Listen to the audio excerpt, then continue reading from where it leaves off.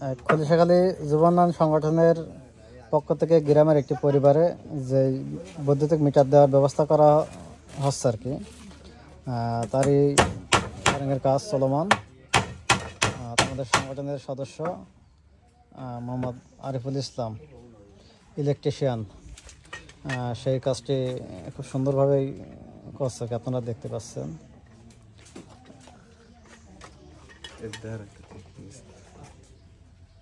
এই হচ্ছে আমাদের মোটামুটি ওয়ারিংয়ের জিনিসপত্র আর কি, অনেকটা প্রায় শেষ পর্যায়ে আর কি।